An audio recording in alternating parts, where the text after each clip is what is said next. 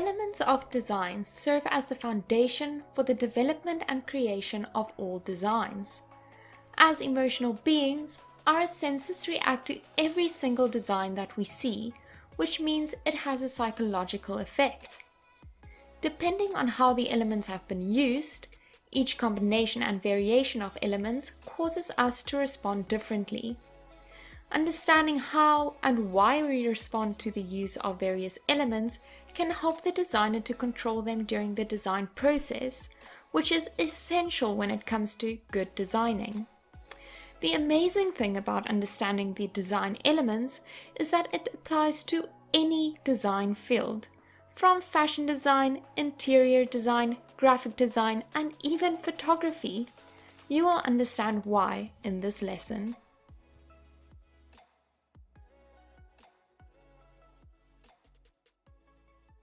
Hello and a warm welcome to your third lesson of your professional diploma in fashion design with Shaw Academy. I am so excited that you have decided to join me and explore the interesting world of fashion. Today we will look at what the design elements are and recognize the important role the elements play in design. Identify and discuss each element in detail, explore good designing and how to become a great designer by applying the elements of design to your own design process. We will go through quite a bit of theory, but we will also look at a lot of examples. Are you ready to become a better designer? I want to welcome all of you to lesson 3 of fashion design titled Delve into Design. This lesson is all about the elements and how we use it to our advantage to make you as a designer stand out from the rest. The design elements are used in all creative industries and occupations, which means there may be some differences or different interpretations when discussing the elements. There may be more, there may be less, they may be named differently, and some may be combined into one element. However, they all come down to the same foundation. We are all aspiring fashion designers here, so it makes sense to look at these elements from a fashion designer's point of view. When looking at a design or a garment, you can break it down into 5 basic components. They are line, shape, space, color, and texture. These components mentioned are known as the elements of design. These elements kind of form the language of design and can be compared to the alphabet. The alphabet is the foundation of language, right? And has 26 letters. These letters can be rearranged into a variety of different combinations and can create thousands of different words, all with different meanings. Like the alphabet, the elements form the foundation of design and can also be arranged and rearranged into many creative ways to create a variety of designs. But how do we even start playing with these elements? Designing is the process of combining and mixing these elements in different ways to create new, fresh designs that turn into new products. A successful design is when the principles and the elements of design work together harmoniously. We will touch on the principles of design a little bit later. Awareness of these elements will help you to evaluate not only existing clothing, but also your own designs to determine whether it is a good or a bad design. This will help you improve your designs. It can also help you to create interesting fashion illusions. Taking the evaluation of design a bit further, when looking at fashion, it can help you spot changes in fashion and trends in the industry, and you will be able to apply these changes to your designs. Being relevant is one of the most important aspects of being a designer. I consider fashion designers the coolest people, and you should always strive to be as cool as possible. And being cool is to be relevant. Some people, and I'm not going to lie, when I started studying, I was one of them, believe that working with the elements does not allow you to be as creative as you want to be, because it feels like the elements limit you. Quickly tell Morpheus if you agree or disagree. I am going to tell you it is a lie. Using the elements can inspire more creativity. When forced to work with these elements, you think outside of the box. You reimagine the elements and how they have been used and combined in the past and make these elements your own. Sometimes it is a little bit challenging to escape the norm, but that is why we start by creating our mood boards. When we discussed mood boards in the last lesson, I mentioned adding more than one element and sources of inspiration into your board. The variety of inspiration will help you when you start designing, as you will start to recognize the different design elements in your inspiration. To help you analyze and recognize elements in your mood board, we are going to use an example and find these elements together after looking at each one in more detail. Please feel free to use your own mood board too. This is the mood board I'm going to use. As you can see, it has a variety of inspiration images, and the layout and composition is clean, professional, and interesting. I have decided to number each inspiration photo as it will make it easier to analyze and determine the elements. Also, it is a fun way for you to get involved and play along. So 1 is the color palette, 2, fashion image, 3, inspiration image, 4, inspiration and color image, 5, inspiration image, 6, fashion and perhaps textile image, 7, inspiration image, 8, inspiration, color and perhaps a textile image, and 9, text. So let us start by having a little one-on-one with each of the elements. We are going to look at each element individually now and in detail. It is important for you, the designer, to understand each element in order to be aware of the potential and limitation of each element and how to combine and manipulate them to create amazing designs. Line. Just like in drawing, it is the basic element of design and is defined as an elongated mark between two or more points, and can have different widths, lengths, and directions. What do I mean when I say direction? We are going to look at 4 very important line types used when designing, and these are vertical, horizontal, diagonal, and curved. When used in clothing, line can suggest movement and rhythm while directing the eye from one part of the body to another. This means that line can draw the attention to a specific part of the body, draw the attention away from a specific part of the body, or emphasize a specific detail in a design or a garment. First, we have vertical lines. Vertical lines create the illusion of a longer and slimmer body, as it leads the eye to view the body in an up and down motion and creates a feeling of strength, dignity, elegance, and formality. Horizontal lines go across and around the body and create the illusion of a shorter and wider body, as it leads the eyes to view the body in a side-to-side motion, therefore drawing attention to the width of the body and creates a feeling of stability. Diagonal lines are those that move at an angle across and around the body, adding some sense of movement and visual impact on the design. The effectiveness of the use of diagonal lines depend on whether the line slants in a more vertical or horizontal direction. Curved lines can either have a slight or dramatic curve and can move in any direction, vertical, horizontal, and diagonal. Due to this, curved lines can add fullness and accentuate body curves.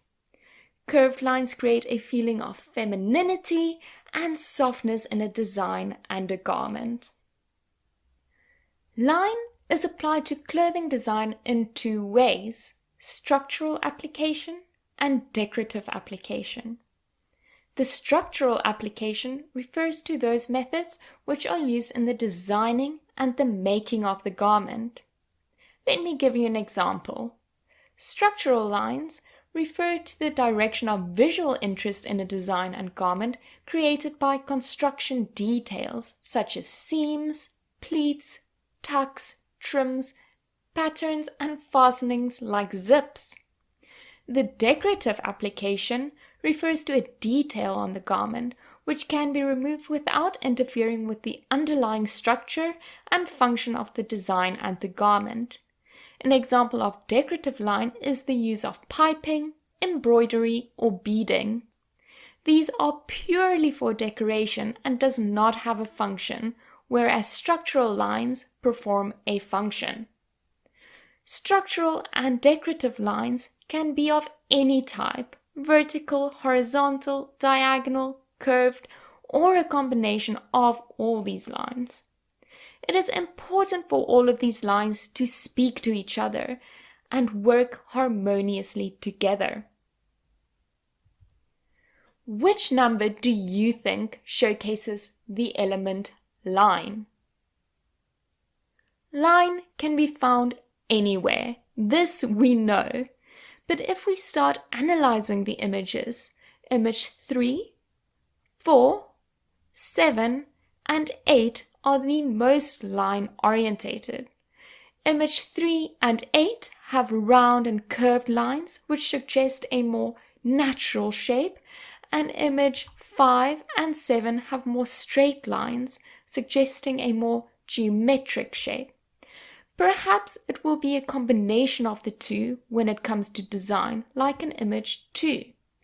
A very natural shape, but lots of structural line application in the form of pleats, or image 7 with style lines.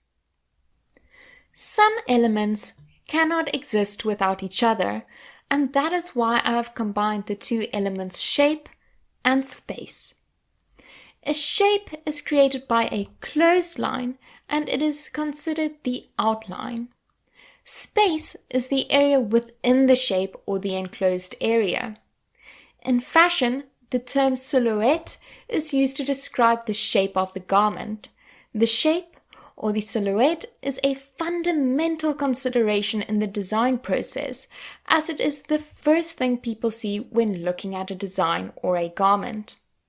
Shapes or silhouettes tend to repeat themselves in cycles, and fashion trends influence what kind of silhouettes are in style during that season. These silhouettes trends can change suddenly when a new look is promoted by fashion shows, celebrities, and magazines. Most garments are one of the following basic shapes.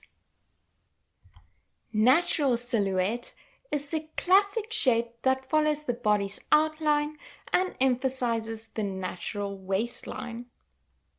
Rectangular silhouette is tubular with an emphasis in a vertical sense. Usually, the waistline is not defined. Tent silhouette flares out from below the armhole, a very popular maternity shape. And full silhouette has more horizontal and curved lines than any of the others and has more movement and volume. Later in the course, we are going to look at which silhouette type best suits which body type, which is essential if you want to work with clients. Which number do you think showcases the element shape and space? Image 2, 3, 6, and 8 all have very organic shapes.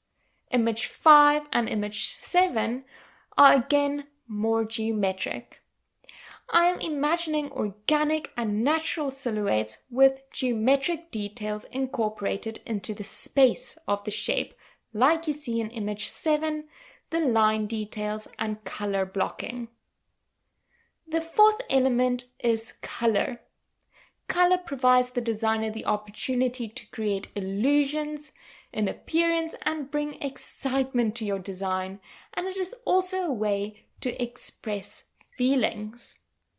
Research has shown that wearing red clothes can actually make a woman more attractive to men. But why? The color red is associated with desire, attraction, and passion. When we get passionate, we get hot. And when we get hot, we think red. When we wear red, the color affects the way people perceive you. So if you want to be perceived as sexy, red is the color for you. Color has always been a key element in clothing and a fundamental consideration in the design process. Just like the shape of the design or garment, the color of the garment is one of the first elements noticed. Due to this, color is often the starting point in the design process. Color trends always change and usually grow out of the existing season's color palette. It is important to keep your eye on these changes and color trends as it can influence the success of your design. There is a lot to learn about color, so we have dedicated a whole lesson to the exploration of the psychology of color.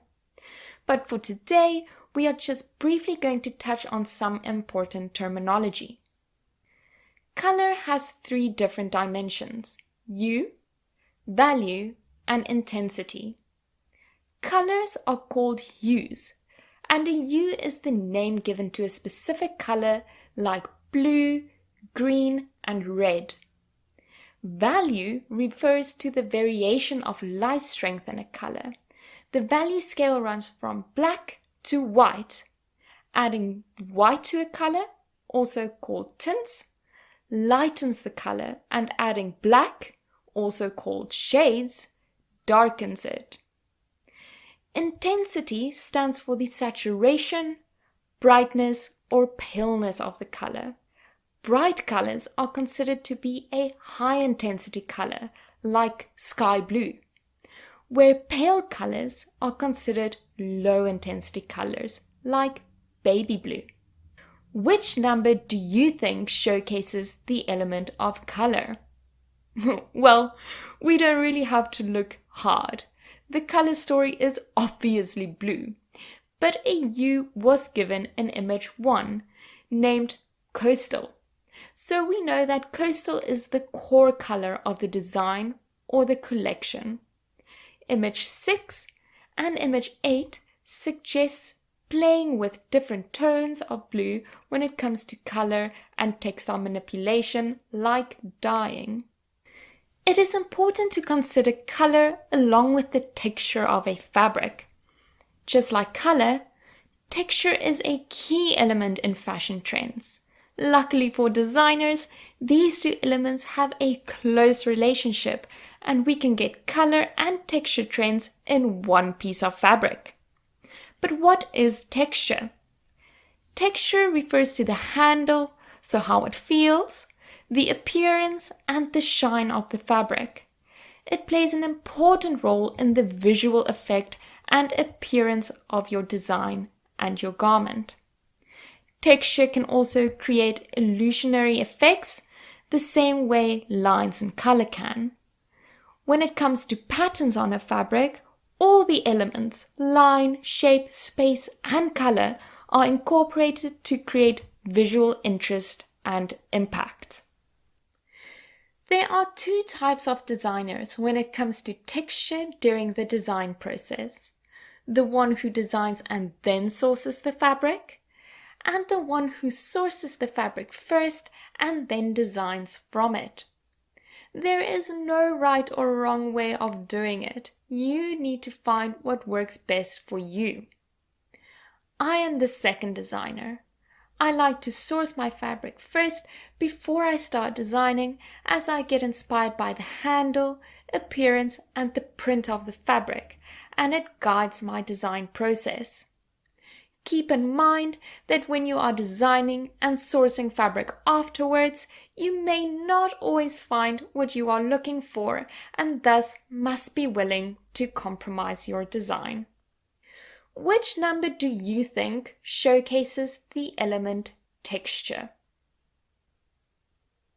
Image 4, 6, and 8 stand out to me.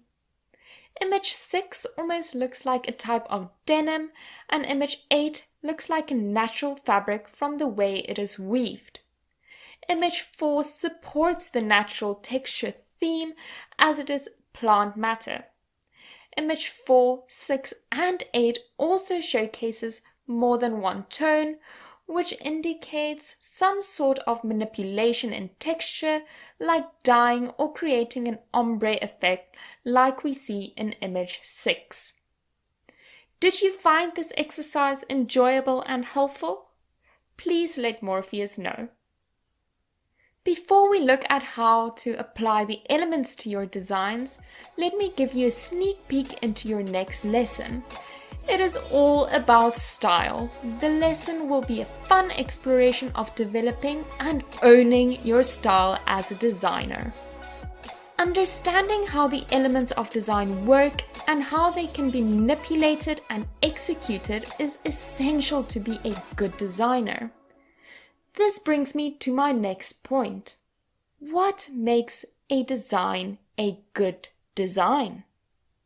An important part of designing is understanding how and why people or the market respond to various elements of design and knowing how to manipulate these elements and use them effectively to create a good design. Along with the market, it is up to the designer to apply the elements to achieve your desired look and visual effect. Designers often try many variations of design before creating one that has the perfect combination of the elements and the correct use of it. We already know sketching is a form of communicating your garment, but it also is a way for designers to test a design's feasibility. You need to objectively look at your design and determine whether all the elements work together and create a harmonious and consistent visual effect.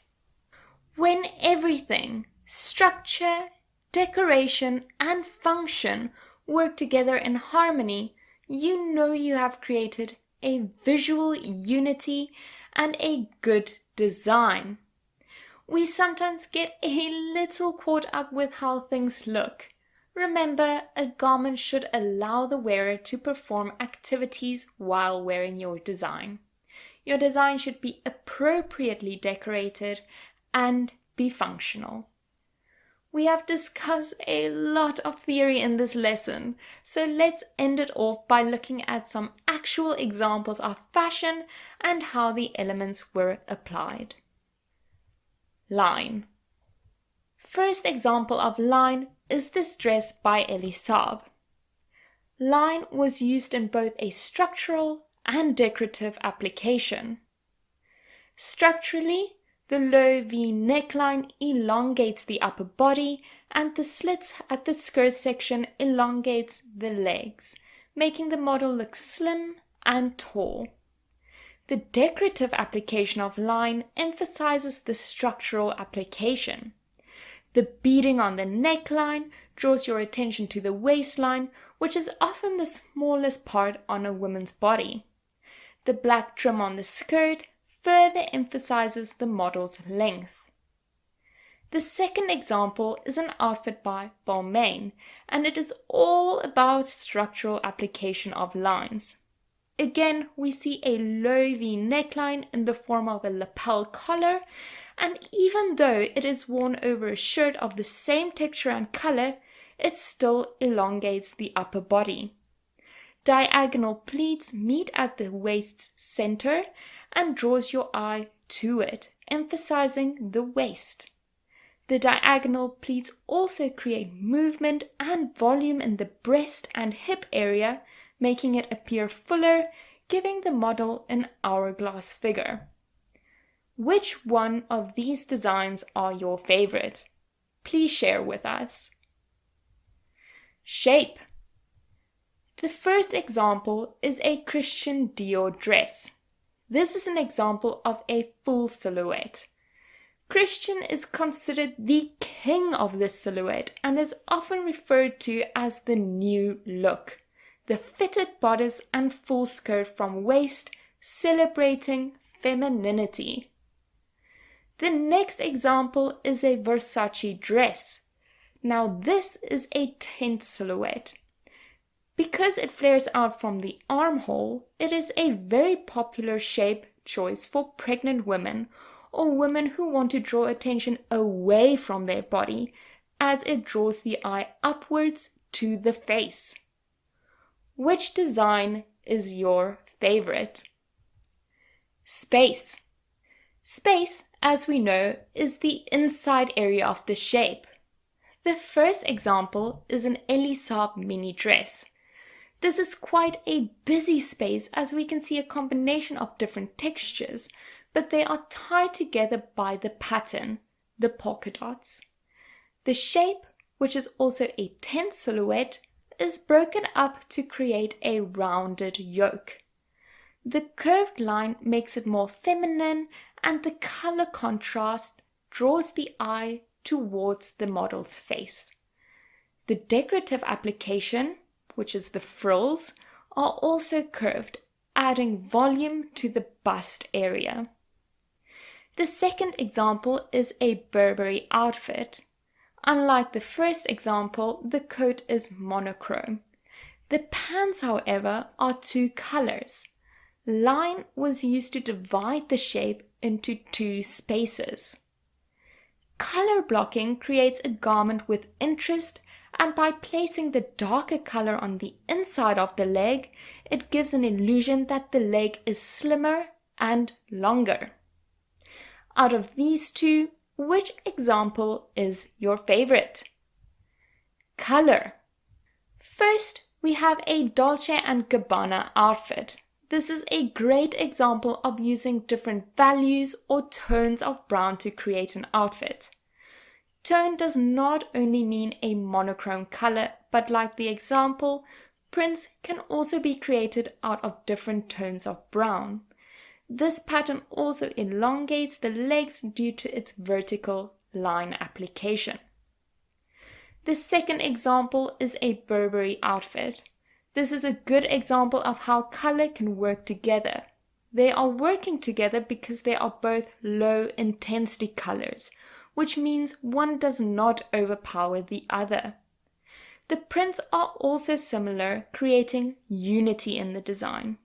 The check pattern of the top is a little bit bigger than the pattern of the skirt, drawing your attention to the top half of the body. When pairing prints, always play with size differences and remember that the bigger print will catch the eye first. This is also an illusionary trick. Which design is your favorite? Texture. First example is a Dolce & Gabbana outfit.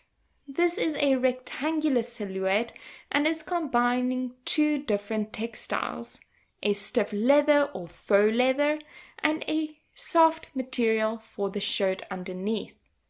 Fashion is all about the push and the pull, the hard and the soft. Contrast, when done well, can create an interesting visual impact. Do not be afraid to mix textures if they work together in harmony. The second example is a Gucci gown, a good example of a full silhouette. Here, texture was used and manipulated to create volume through layering, gathering, and draping. The curved lines are emphasized by the decorative application of trim, in this case the black lace, and this creates the illusion of movement and more volume. Between these two designs, which one is your favorite? The elements of design can be used to communicate personal style, occupation, or mood. It is important for the designer to understand each element in order to be aware of the potential and limitation of each element and how to combine and manipulate them to create amazing designs. How the elements are applied are determined by the designer to successfully communicate the design concept to the market. It is important to keep an eye on the elements and identify any changes in trend, and to apply those changes to make you a relevant and a good designer. For today's challenge, I want you to design. You can either take your sketch from lesson 1 and 2 and look at how to improve it by adding or taking away some elements. You can use your mood board you've created in lesson 2 and also design from that, incorporating your design elements into a new design. Or you can design something completely new.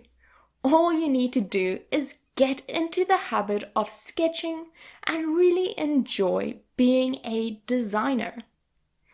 Please do not forget to share your design by taking a photo of it and sharing it on your favorite social media platform using the Shaw Academy Design hashtag. I look forward to seeing all of your designs.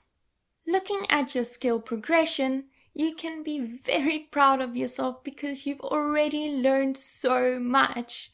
You have already made some progress in fashion theory, particularly the elements of design, as well as drawing and illustration and design development. Pattern making and garment construction will be introduced to you in the upcoming lessons, so there is a lot to look forward to and a lot of new skills to be learned. If you join me for every lesson, these circle charts will be filled in before you know it. Remember, all the summary notes and slides are available in your toolkit and would be really worthwhile to keep as a resource at your fingertips beyond this course. But no sneak peeks. The lesson notes will only become available after you have attended your class or caught up with the lessons. These will also help you prepare for your first assignment. Our mission at Shaw Academy is to offer high quality education at the fraction of the price, accessible from anywhere. Do you feel we live up to that? Are you finding the course to be flexible and engaging? Are you happy with the way you are learning, and have you found your own groove? Have you progressed in or mastered a new practical skill? Please share your thoughts. Feedback is appreciated and necessary as we want to deliver the best courses to help you achieve your goals. Congratulations! You have completed lesson 3 of module 1 in fashion design. Thank you so much for joining me. I hope you feel inspired and excited to join me for the next lesson titled Finding Your Style. I want to take a moment to remind you that this is a brand new course. It is hot off the press. You are literally one of the first students to see this amazing and interactive content. Unfortunately, as it is brand new, we may run into a few delays. If you notice that the next video or any content is not available, do not fear. We are working very hard in the background to make the next lesson happen as soon as possible. To make sure that you continue learning, why not sign up for one of our other courses in the meantime? A course that links well with this one is our graphic design course presented by Annerie Duplessis. Remember that you have access to all of our courses at no additional cost, so feel free to check out the ones that interest you the most. After all, knowledge is power, and knowledge never goes out of style.